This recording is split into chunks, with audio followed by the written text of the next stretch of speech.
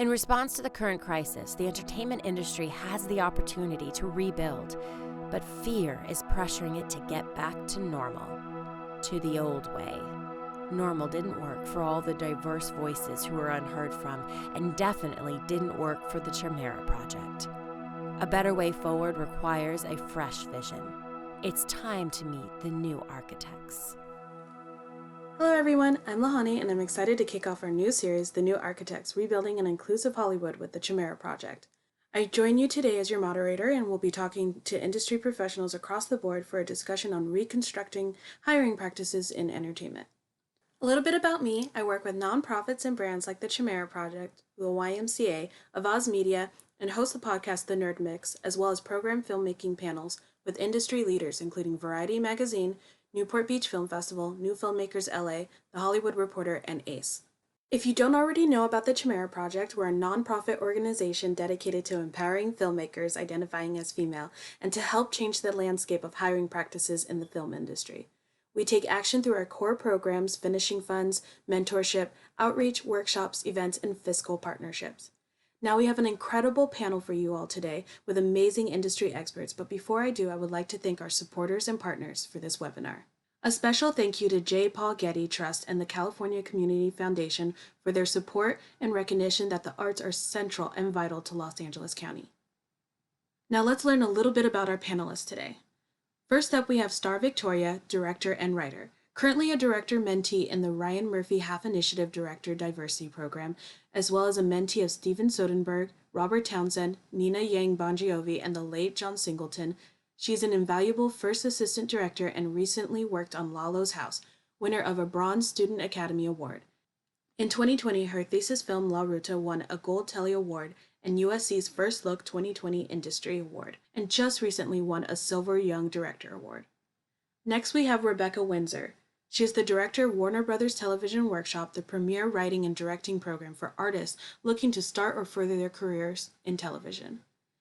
As an extension of her role developing new talent, Rebecca helped launch Warner Brothers' digital brand Stage 13, overseeing their critical acclaim Snatchers, which premiered at the Sundance Film Festival and South by Southwest, and Special, which premiered on Netflix and garnered 4 Emmy nominations. Next, we have writer-director-producer JONTE Richardson. JONTE started his award-winning film and TV career in the UK, working with BBC, Channel 4, ITV, before moving to the States. Since then, he has worked with ESPN, HBO, TV One, Comedy Central, Facebook Live, and BET. His talents were sought after to direct, write, and produce for Def Comedy Jam, Hood Adjacent with James Davis, BET Awards, BET Hip Hop Awards, American Black Film Festival Awards, Nicki Minaj, Hillary Clinton, and Jada Pinkett Smith's Red Table Talks. He has just completed his 9th BET Awards, as well as creating and directing the 4 network simulcast Andre Harrell's tribute special. An outspoken activist, JONTE has fought for diversity and inclusion for over 2 decades on both sides of the Atlantic. For our final panelist, we have G. Charles Wright. Casting director, audition coach, and occasional talent, G started his casting career with Cecily Adams. He worked on That 70s Show, The Middle for WBTV and ABC, FX Anger Management, Sid the Science Kid for Henson and PBS, and cult favorite Stand Against Evil on IFC. Now let's meet our panelists. Hi everyone, how are you? Great. Hey. Today we're talking about hiring protocols. I thought it'd be good for viewers to hear your first hire into the industry. Would you say people can still break into it in this way? I got started in the business kind of on my own accord. I was an actress and I knew that I wanted to be a part of the business since I was 13. So I was doing shows, mostly off-Broadway stuff, off-Broadway. And then I had my first taste of being an actress in a movie and realized that the director role was just speaking to me. I felt really at home in that role. So I just jumped in myself and just started putting my own money behind the projects that I was creating. And I just started directing a whole bunch of short films. I started to make sure that I widened my net of networking people. So I started assistant directing on projects. And that's how I got into it. And JONTE, what about you? Well, I mean, obviously I started in the UK. I was a musician and was directing my own music videos and realized that I enjoyed that far more than doing the music. I started with the BBC. I won a BBC Screenplay Award with my first screenplay. and kind of went from there, but quickly realized that there was a glass ceiling and faced a lot of kind of issues with racism, and decided that the best place for me to be was over here, where at least there was an industry with people that looked like me. So when I first arrived in the States, I worked with the legendary Stan Lathan, who kind of mentored me and kind of set me on my way. And Rebecca? So I also started out as an actress, and I was in New York and working even more off Broadway than Star probably. And eventually I ended up meeting my now husband and moving to LA. And I think I just sort of realized that I wasn't sure I wanted to be bartending when I was 40. And so I tried to figure out what else, might be creatively fulfilling. So I was able to get an internship back in time when you could still get unpaid internships if you weren't still in college. So I interned 3 days a week at a feature production company while I bartended the other 4 days. Just saw that working with writers and developing scripts still used that creative muscle that I used as an actor, but hopefully with more of a career path. From there, I went to work at an agency because everyone told me, go work at an agency. It's the best sort of introduction to the industry, which it was. I mean, there's a lot of not great things about being an agent's assistant, but it really did introduce me to the industry. And I went in thinking I wanted to work in features because that was like the sexy job. And this was, a little over 10 years ago when the TV renaissance was just kind of starting. And I landed on a TV desk, and very quickly I realized that TV was actually where I wanted to be. I mean, I love watching movies, but I like the business of TV. So at that point, I pretty much knew that I wanted to be a TV executive. That's great. And then, where did you first start out? Well, a lot like Star and Rebecca, I started out acting off Broadway. But when I say off Broadway, I mean North Hollywood. Feels like most people come to town to be actors, directors, or writers.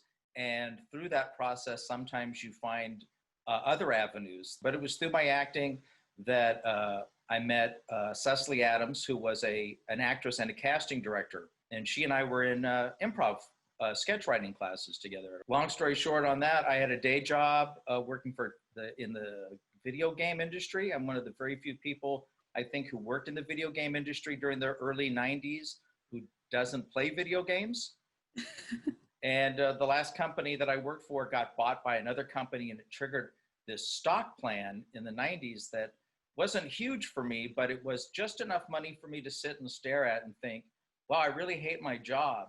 And this could be a chance for me to kind of reset my life. So I had been struggling actor and working day jobs and doing sketch comedy and improv around town. I ended up going in to intern at my friend Cecily's casting office, which was with Lieberman Patton Casting at the time, which had just been Lieberman Hirschfeld. Before that, they were a really big TV casting operation in LA. But I discovered in casting and working in the office that it felt like the job that I had been preparing for my entire life and didn't know it. It seems like a lot of you guys kind of fell into it from one goal and just fell in love with something else, taking that skill set to the next job. And I think that's part of like the magic of entertainment. So it's really nice to hear and see that just because your initial plans didn't work out, that this kind of industry is like, well, if that door is not open, there's like 20 other doors you can kind of go in and fall in love somewhere else. And with internships, I think that's still a great viable way to get in as well. So it's really good to hear that kind of advice.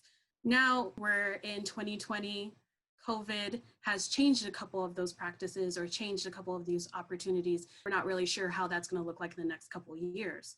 But we're seeing some implementable changes. With the pandemic, we're seeing industries change. Hollywood seems to be kind of going back to the old ways of what's tried and true because they have to research the industry itself. That kind of stuff makes it harder for indie directors to come through, marginalized voices to come through. My question is for you guys is, what changes have you seen in your respective industries in response to COVID-19? For me personally, a lot of my skills are now coming into play. I think so many filmmakers of color have to be the jack of all trades. A lot of us have come through kind of indie filmmaking, low budget filmmaking. We kind of know how to do stuff on a small scale. And I kind of think that, Hollywood's not very good at that. And I think we are. So interestingly, I think in a lot of ways, it's a great time for us. Unfortunately, networks and the bigger studios obviously aren't very used to that. I'm starting to notice people are realizing that knowing how to work with smaller crews, with the constraints that we're, as filmmakers of color are kind of used to, is a benefit. But for me, I'm noticing that actually it's actually quite an exciting time. With everything being reduced to a small crew, maybe we have to be more thoughtful with our budget. You're saying the rest of us have always been working like that, so it's nothing new to marginalized voices that don't have that extra support. Do you think with COVID, getting that insurance for production is going to highly affect some of the mid-level voices? Unfortunately, I think it's going to wipe out quite a bit. But I think for a lot of mid-level indie filmmakers,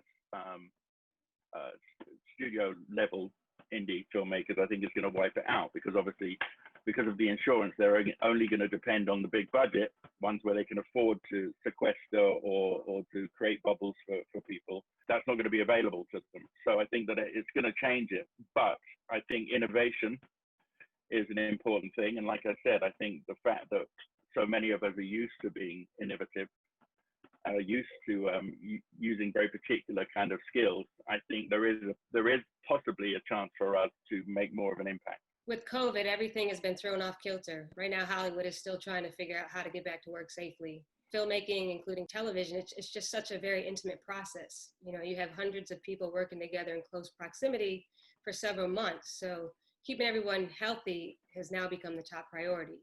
With these smaller budget films, it is going to be harder because there's a lot of money that has to go into buying the masks and, the hand sanitizers and implementing, these processes and actually hiring more people to implement the processes to keep people safe. The biggest hurdles is for episodic directors. Writers' rooms are still happening as Zoom rooms, so I think things are moving forward. And I think because of Black Lives Matter, at least what I've seen at Warner Brothers, it's just really going to be a tough year overall for episodic directors because of travel, frankly. Canada has a 14-day quarantine, so can't just fly directors in and out for each episode. So there's going to be much more emphasis on hiring local, and not just in Canada, but whether it's New York or Atlanta or whatnot. Putting people on a plane is just an added risk that both the production and the director may not want to take. Shadowing opportunities are going to be non-existent because, again, you're limiting contact on set. So for programs like ours with the directors workshop, things that's been so great about us is we involve showrunners in our selection process. So you don't get into the director's workshop unless a showrunner guarantees you an episode in the upcoming season. We couldn't promise that this year. We still moved forward with the director's workshop, which we just finished 2 weeks ago. We did it all online. The opportunities are not going to be present this year, which is really unfortunate. G, are you seeing that effects in casting as well translate over during COVID? Well, the way that casting is going now has completely, of course, changed. It's all virtual. We don't see anybody physically in a room anymore. That's probably the biggest change. It looks like everything audition-wise is going to be virtual. Self-tapes probably for pre-reads, and then a video conference system like we're having right now for producers' callbacks. So you would come in a virtual conferencing situation like this with me, and I would record everything, and then I would send that recording over to the producers. That seems like it would open up way more doors for certain initiatives right now. Are you seeing a more push for diversity in that now that you can kind of get more eyes seen on their work? Diversity in casting always seems to come down to casting directors. And like everybody else on a project, I answer to the writers. I answer to the showrunner. The showrunner dictates who I see or what types of people I see, what color they are, what age range they are, what their body type are. They dictate a lot of that to me. And so the real big change has to come, I think, with more inclusivity in who's creating television shows and what kind of stories we are telling. It makes my job a lot more fun when I can cast a wider net to find people. So there's a huge push for inclusivity and diversity in casting. But like I say, that comes from who they're buying scripts from. But in my experience, the more diverse the directors, writers, producers are, the more diverse the crew is, the cast is. You know, that's how you create diversity in my mind. Unfortunately, most of the gatekeepers don't look like me. And I think that's the issue. And I kind of think we've reached the stage where it's so bad that some people are going to have to step aside. And obviously, who wants to step aside from their big, powerful job? These little initiatives are really not going to change what is fundamentally problematic with this industry, which is it's incredibly racist and incredibly sexist. So I don't know if there is any kind of quick fix or whatever, but I do think it's an opportunity to kind of redesign the industry in our own image. I agree. I think it comes down to having more diverse creators. If you have diverse showrunners, they're going to hire diverse staff. They're going to demand diverse crews. You know, it all kind of filters down from the top. The challenge is there's so much money on the line in creating TV and, you know, probably movies as well. And studios, you know, have overall deals and they're spending hundreds of $millions on all their different pods and producers who they know year in, year out, bring them material and it gets on the air and they can trust it. It's very fear-based, I think, of taking a chance on someone. Again, I think diversity is a piece of that, but I think even if it was like a white person, like coming in with like a really great idea, there's fear of without them being, you know, coming in attached to like, you know, Greg Berlanti Productions or like Ava DuVernay or whoever. Like if you have a producer shepherding it where they can go, oh, they're in good hands, you know, they're going to ensure that this pilot is going to be amazing and it's going to be on the air for 5 years. On their own, I think untapped talent, there's just too much money on the line for them to champion a pilot that they may think is really amazing, but without sort of the auspices of like, you know, experienced producers behind it. So I also think, so in addition to it being just, you know, having diverse creators, I think it's really getting those long-standing producers at each studio and network to be the ones to, you know, shepherd them when need be, because they're the ones that are kind of, you know, like the heavy hitters, right? And so if they're vouching for them and they're ensuring, hey, this, you know, you don't know this writer, you know, but we read them, we know it's going to be amazing, then a studio and a network are more likely to say, oh, okay, well, you're in good hands, let's make this show. Yeah, but unfortunately, the definition of experience has been defined by such a small group that I don't know how that would change. I'm not excusing it by any means. I'm just trying to explain it, because I think it goes deeper than just saying, well, just like make more shows with diverse creators. There is so much that's sort of been built into how the process works and how the system works, for better or worse. It's not just a simple solution of like, buy another pilot from a diverse writer. The biggest hurdle is widening the pool of talent, because right now Hollywood does pull from the same pool because it's safe. You know, as Rebecca was saying, it's safe because they know that this person can create something that's going to be successful. And what matters to Hollywood ultimately is the bottom line. So if they're going to have somebody who they know for sure can create content that's going to sell, that's who they're going to work with. So even with the diverse creators, it's still a small pool that they keep pulling from. They're going to pull from that same diverse writer who's written 5 TV shows, as opposed to opening up that net and casting out to find a new writer. And so that's where I think we really are stuck, is that Hollywood just regenerates a lot of the same people, and, you know, and they shut out other people because they're too scared to take a chance on somebody new. It's not equally fear-based. It's based on a whole heap of other things that create that fear. Because yes, of course, it's hard for everyone, but it's particularly hard for particular groups, and it has been, and it continues to be. With it being hard to break the cycle, is there something people talk about? Inclusion writers, people talk about holding these initiatives with statistics after, like doing reporting on that. Is that something that you guys think is effective in helping breaking that cycle of like a better annual report that's more in front of people? There's these programs that really help advance filmmakers. So you have these shadowing programs, you have these writer room programs and stuff like that. And, you know, they truly can give an opportunity to somebody, as long as they are taking that person who was in that program and staffing them either in the writer's room or giving them an episode to direct. A lot of the shadowing programs would just let people shadow and then they'd go about their business and they would never get that opportunity to direct. So I think there just needs to be more accountability. If you're trying to create these programs to show that you are part of that Diversity Act, then you really need to, stand by the people that you bring into these programs and really help push them to the next level of their career by giving them that next opportunity. And, they probably should have something that's going to be a document of statistics to show the amount of people that they actually truly are advancing to the next level of their career. So somebody knows that, this program isn't all just talk. They really truly are saying we are a diverse program. We are here to help underrepresented people, and we want to give them their next opportunity. And these are the people that we have so far helped. And these are the amount of people we want to help per year to get to that next level of their career. I mean, they can't help everybody. I totally understand that. But, when you do say you want to help 10 to 15 people, 8 people, 5 people, whoever, make sure that it's very well known that you are not just bringing them in and being like, watch this, and then go about your business. You're bringing them in and saying, watch this, really learn from this director, or really learn from these writers.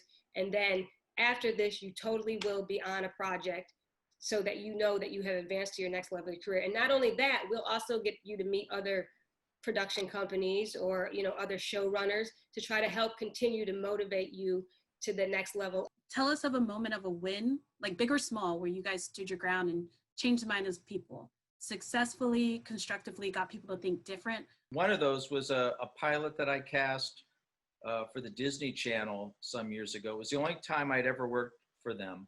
And they came to me with a family comedy. And I told them in the interview that although I'd like to work on the job, I wasn't interested in working on it if it was just going to be another white family comedy.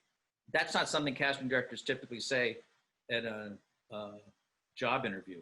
But I did, and they told me they were very open to a diverse family. Those were the words they used.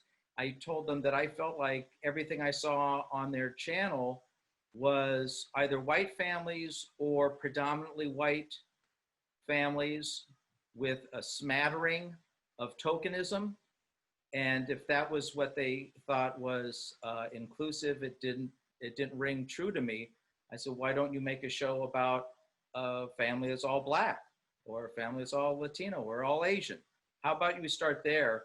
And I go, because I don't see any of that on TV. I certainly don't see it on TV for kids. It was a real eye-opening experience for me as a casting director, because they had agreed to let me do that. And so really the truth is, and kind of getting back to some of the other stuff we're talking about, all of the pipelines are full of white people. Every talent pipeline is jam-packed full of white people, because obviously everywhere I look, I'm represented. And that sets up an unconscious freedom in my head that tells me I can kind of do whatever I want, or anything is possible for me without even me thinking about that. And so this was certainly not this was the case when I was trying to cast a family of color. And so what I was trying to do was find the funniest kids of any color except white, and put together the kids. Because once you get the kids in place, then you can cast the parents, because there's certainly more adult actors. Does that make sense, right? So I was seeing every kid that wasn't white, basically, to be very blunt about it, because I wanted to cast. So I wanted to get these kids cast. I got the most hateful and disturbing phone calls from all of the big agents and all of the big managers in town, screaming at me and my assistant on the phone, wanting to know why we weren't seeing their good white actors. I said, well, if I open this up to everybody while I'm trying to find kids of color, I don't have enough hours in the day, because there's 500 white kids to every one kid of color out there trying to be an actor. I managed to put together a really interesting Latino family is where we wound up, because the mix of kids that we needed all tended to be predominantly Latinx kids. So then you find a couple Latinx actors to play the parents. They ended up firing me. Disney Channel ended up firing me off the show before we finished it. All of the complaints from agents and managers about me not seeing their good white kids. They ended up shooting it, not picking it up, but they did end up using all of the people I had given them. It was a big win for me. It's also one of my biggest losses, of course, because I got fired off the show. It was a big wake-up moment for me as a casting director. There are always going to be a lot more white people coming into these because we are from day one, we are programmed to see that anything is possible for us and go out. And that's not always the case for people of color in this country. I think for me, every time I direct a project with a talented, diverse crew is a win. I like to try to help the underdog as well and try to advance people. I like to mentor students as well. So anytime that I'm mentoring somebody and helping them advance their career by just giving them whatever knowledge I can give them, whatever advice I can give them, is always a win for me. JONTE, what about you? I feel the same as Star. It's kind of like, I'll be happy when the industry is inclusive and representative and there's true diversity and inclusion. That'll be a big win. Everything else is just, everyday work. So no big wins, but the fact that I'm here and I'm working, I guess that's the win. Yeah. That's a big win. A lot of your guys' stories kind of echo what people are seeing now in allyship, and just being in the room is a win in itself. That's the kind of reminder we have to have. The question is, how do we change the system? What is a suggestion of that? We talked a bit about it before, where it's like, we got to get rid of racism, we got to get diversity, but what do you want to share in particular? Like, a problem is like, we need to get rid of this. For me is, there's obviously a glass ceiling. For me, that's the problem. We need to get rid of those gatekeepers, because we have all the hire lists. We have all the people ready, willing to go with ideas. Break that ceiling, So the question is, how? Well, I think for me, like I said before, I believe it just goes back to Hollywood being able to cast a wider net and stop drawing from that same talent pool. They have to get over that fear that they have, with reaching out to new talent, that they will succeed and not fail. I totally agree. And off of that, and also to my point earlier, is that I think besides just buying individual, pitches and pilots from diverse creators, it's also about the producers and having more overall deals with diverse creators. Like Warner Brothers has in the past year made overall deals with Ava DuVernay and with Mindy Kaling and other people like that, and doing that, like, those people, are going to do that work that Star was talking about. Like, they have the time to go, and Ava has the time to, like, as she's done with directors on Queen Sugar, where she just like finds these women who are working in indie film and stuff, and she is helping to launch them, and Mindy to an extent too, and I'm sure that there are others. So I think it does come from having like those overall deals and having those producers who are championing and finding, like, have the outreach in a way that that TV executives don't always have. Like, most TV executives aren't going to Sundance, and they aren't going to ABFF, and they're not going to Tribeca and otherwise. So it's like, it does sort of fall upon the producers and the production companies to do some of that legwork. So I think more big deals with more diverse creators, it will all trickle down. So those kind of key stakeholders are helping getting rid of that fear for studio execs. Like, they're going out and doing the hard work. Yes. Yeah. Because, whoever, like Star, you could have written like the most amazing pilot, but if you just come in to meet with an executive on your own with nobody behind you, chances are it's not going to move forward. However, if you have made a connection, if you have met at one of these production companies before, and you come in with Ava, you come in with, Mindy, you come in with Greg Berlanti behind you, it gives, like I said before, it gives the executives in the studio, I guess more reassurance that they're in good hands, that they trust you. And also, if you're vetted by that producer, obviously there's something there. So it does help. JONTE, I saw you shaking your head a bit ago. No, I mean, everything that's been said is absolutely right. But the thing that's most depressing to me is that it means that executives and studio heads don't have to do any work whatsoever. They don't have to engage in this. They don't have to acknowledge it. They don't have to do anything because they can say, well, we've got Mindy, we've got Ava, and let them deal with the colors or whatever the hell, you know what I mean? And it's kind of like, it's frustrating because, you know, if you don't have to do any of the work, then you're not going to be engaged. And that's the problem with it. That's what we're seeing. We see nice kind of black squares and Black Lives Matter and whatever the corporate thing is, but they're not engaged. They're not interested. Well, I would just say, you know, just to play devil's advocate, you know, and again, I don't work in development, so I'm not hearing pitches. They are engaged. I think it really is a bandwidth issue, and I think the proliferation of streaming and whatnot. I mean, I think it's really just like there isn't time to, you know, for development executives to go and scour the country and scour the festivals for all that. It really is just like there is so much work going on right now, and they are doing what they can. Again, from what, you know, from when I talk to my colleagues, they're not sitting back and waiting for people to bring things to them, and they are still looking for IP, and, you know, and they're looking for articles and books like that. I'm not saying you're not correct, like there is still more work to do, but I definitely, at least like in speaking from Warner Brothers and what I see in my development colleagues, they are not just sitting back and go like, you know, come bring me something. Like you know, they're going to Ava and they're going to Mindy. You know what I mean? They're going to the people that they've seen, that they know, you know, the people of color. That's not really work, is it? That's not really the kind of engagement that we kind of need. That's, you know, the fact is you're leaving it to us to go out and find the people. You're leaving it us to champion. Well, if the industry really wants to be inclusive, surely they'd want to champion. They'd want to do that work. And if it's been a bandwidth issue from the beginning, has it always been a bandwidth issue? I mean, I don't know. I can't speak to. Right. So it's just convenient that now they're too busy. They're too busy. And so what was it before? Is my only issue. And I'm sorry, Rebecca, I'm not having a go at you.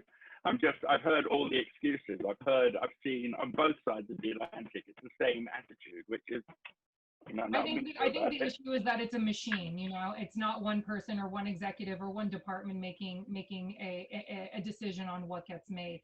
That's how systemic racism works. The machine is broken. Like, and I will give you that. But it's just there is so much higher. Go away, please. There's so much.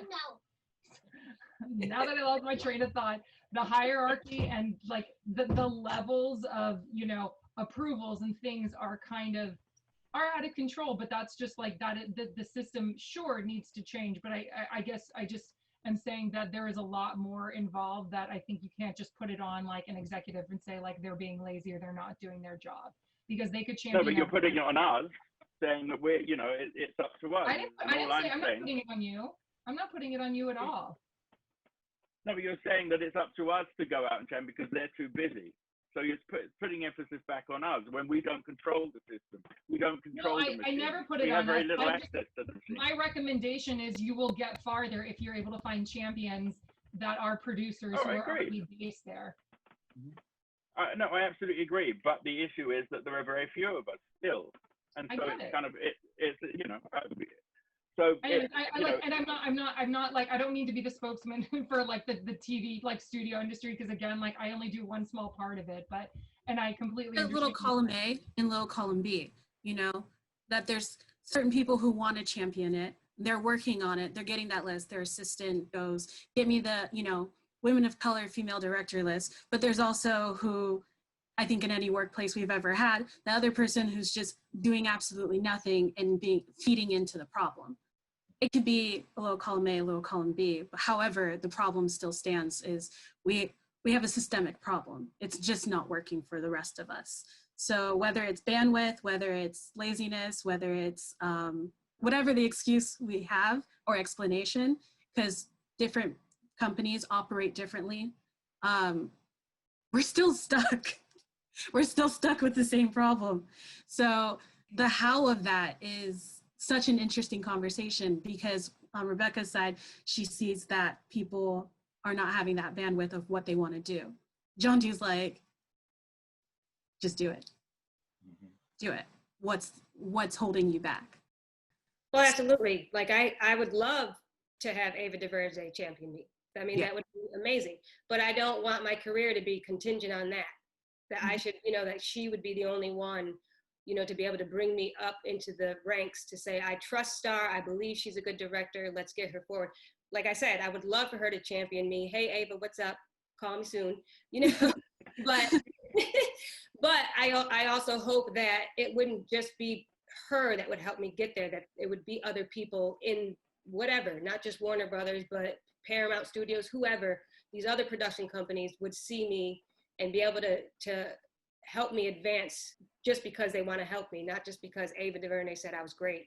Seems like that divide of bandwidth really needs to be attacked by studios of creating their own Avas, their own Mindys as well to help championship. It seems like, I hate to say it, we need a middle person, to take on more of that. Yes, we have the diversity programs and the inclusion programs, and Warner Brothers helps with emerging filmmakers, which helps in that bridge, but we need more. It would be good if we had agencies that could be focused on just that diversity, like, an agency that works with female talent, an agency that works with LGBTQ talent. We don't want to have to separate ourselves, but if it helps us get to the next level, because somebody can say, call this agency, they represent all these female directors, or call this agency, they represent all these LGBTQ talent, and they know specifically where they can pinpoint to find that talent, then that would help us. Most people just are apathetic. And one of the upshots to living in our technological advanced world is that it seems to be erasing a lot of that apathy. If it feels like things are too tense and too heated on a day-to-day basis with people just going nuts over each other, I look at that as progress, because that shows me that I like to know who my friends are, and I like to know who my enemies are. And you can't tell that with people who don't take a stand. And the sooner that people just everyone takes a stand, the sooner we can really start moving things forward. Studio executives have to take a stand. Showrunners have to take a stand. Writers, directors, casting directors, actors, everybody has to take that stand. I have some questions from social media, so if you want to jump in and answer. Mia Lepe on Instagram asked us, has the fact that men still hold a majority of executive positions directly and indirectly impact your careers? Have you seen progress in the last 2 to 3 years? Well, I'd say that, because men still hold most of the exec positions, it does impact many people's careers. I mean, that saying, you can't teach an old dog new tricks. Well, their old Hollywood structure isn't changing without a fight. So for sure, there's still a long road ahead to get more diverse Hollywood. There's definitely been some progress, but still a long way to go. We are all very grateful for these diversity programs that are being created. Absolutely. The more diversity programs being created, the more exposure people are able to get. And so 100%, we are very appreciative of that, but there still needs to be more changes. And like Rebecca said, the top tier of the industry has to start changing and diversifying itself to be able to trickle down to the rest. And JONTE, you had something to say as well? No, I was just saying, I've been incredibly lucky. I've only ever worked with women producers. I've worked with some incredible Black women producers, Ricky Hughes, Jada Pinkett Smith. I've been extraordinarily lucky. Obviously, a lot of them reside in Black Hollywood, but the talent is out there. I do wish that the rest of Hollywood would embrace that and recognize that on a larger scale, but hopefully that will be happening. We constantly prove ourselves, and we prove that we're right. We prove that diversity works. It makes money. People are engaged. But it's like, how many times do we have to keep saying the same thing before it's recognized and embraced? You know what I mean? So the talent is out there. The female producers are out there. Amazing women producers are out there. So I've been lucky. I'm blessed. We have Edith from Women of Color Unite asks, is cross-industry experience considered with a focus on women of color and those who continue filmmaking later in life from commercials, corporate media, and such, considered for general filmmaking roles? For certainly commercial directors, that usually can transition into either television directing or movie directing. I'm not so sure about corporate media. I don't really recall ever hearing too many corporate directors transitioning to those roles. But then again, you know, I'm not out there searching for that information. But I think it's just such a weird time that we're living in today with stuff like TikTok. Somebody can just go viral, whatever video they have. Mm-hmm. And that could skyrocket their career. And it's funny because I was just watching this TV show, Lorena Del Sur, I think if I'm saying it right. And one of the actors had said a really interesting phrase that populism is a common plague. And I thought that was pretty interesting because it is, you know, the fact that you can just create this TikTok video and it goes viral with 1 million views and you can get a job from that. It's really interesting where we're living in because they have just gotten a job that somebody who maybe has spent hundreds of thousands of dollars on school couldn't get. So I think it's really up in the air. It's a very interesting time that we're living in. And I think if people just create content and continue to create as much content as possible and obviously get better with each content they're creating, who knows what you know, where their beginning path could lead to their goal. And then we have Brian. He would like to know, largely on-screen talent has dominated the conversation for representation, but how do we get more transparency and accountability for the behind the camera? Is there a way that audiences can get involved to make sure that a lot of the times we're getting a lot of performative work, whereas like, look, in front of the camera, everyone's diverse, but then some people will show up and their whole crew is white, cis, male. The audience would like to know, who aren't filmmakers, how do we hold that industry accountable? Well, the DGA keeps track of directors. I don't know if they're, and I know that we as a studio, we get reports based on like how we as a studio did in diversity compared to, you know, the rest of the industry. I don't know if those statistics are available to the public, but I would check the DGA website. It's a hard one.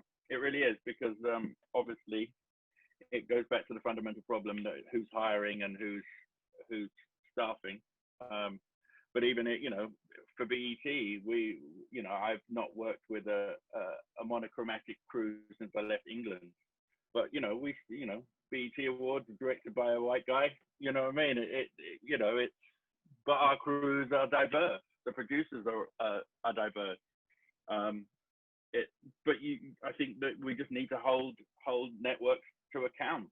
Just because it looks black, or just because it looks like a lot of women are involved, or disabled people involved, usually behind the scenes it doesn't look that way. I've been lucky in working for TV1 and BET. They're predominantly black networks, and every year lead that DGA report for diversity, understandably. But I think more needs to be done. I think the audience needs to push hard, and I think that they are. I think they're becoming more aware of the performative actions of Hollywood, and I think they're starting to hold them to account. And I'm very grateful for that, because I think that is what will create opportunities too. So for my last closing question, what advice do you have for either Hollywood or those looking to get hired? Well, I would say for people who are looking to get into Hollywood or who are in Hollywood and are trying to advance to the next level is that they just keep going. Don't stop, keep trying to change the system, keep educating yourself in your craft, and keep creating. Also keep networking and mentoring, because it's very important to give back. I think you learn a lot when you mentor somebody, because not only are you teaching them, but you're learning from them as well, and how they are growing as a filmmaker or entertainer.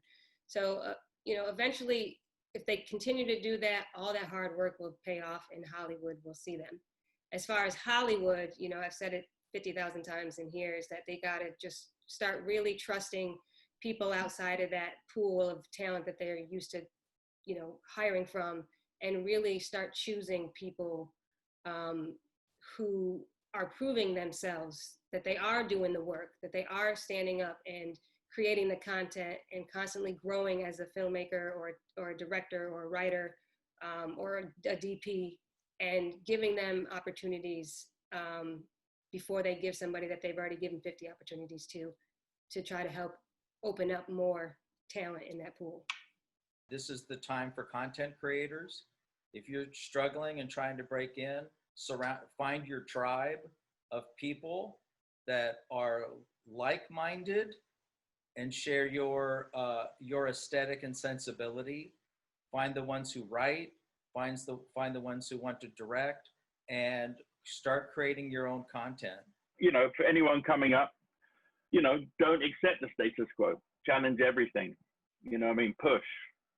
You know, create your own content. Show your worth. And the industry, just stop being so fucking racist, sexist, and ableist. It's as simple as that. Stop it. You know what I mean? Apply to every program that you can, you know, whether it's every studio, every network has some writing or directing program, and then there's the Sundances and Film Independence and whatnot, and Austin Film Festival has script competitions. It's like they are a good way to advance. They're not the only way by any means, but if you're not taking every advantage, you never know where one will lead, or if it's going to find you a manager or whatnot. So I think do all those things. Well, that's it. That's all I have for you guys.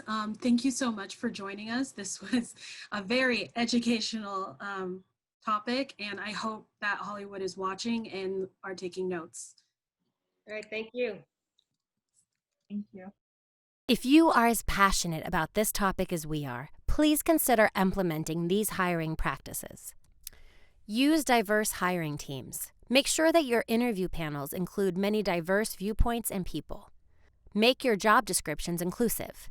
Easy to execute, although often overlooked because many companies keep using old job postings. Biased wording send a subtle message to candidates and can influence some not to apply. Terms like rock star or ninja have masculine connotations and may drive away female applicants. Use diversity hiring sources. There are a wide variety of hiring sources. It is important to look where you promote jobs and where applicants are entering your pipeline. Diversify your talent pool with video interviewing. Studies have established that factors like years of experience, college attendance, and lapses in employment are some of the worst predictors of employee performance. Screening candidates based on skills and attributes instead of these less predictive factors can and will build a more diverse labor pool. Artificial intelligence enables people to make better hiring decisions by reducing unconscious and conscious human bias that impacts how they evaluate candidates.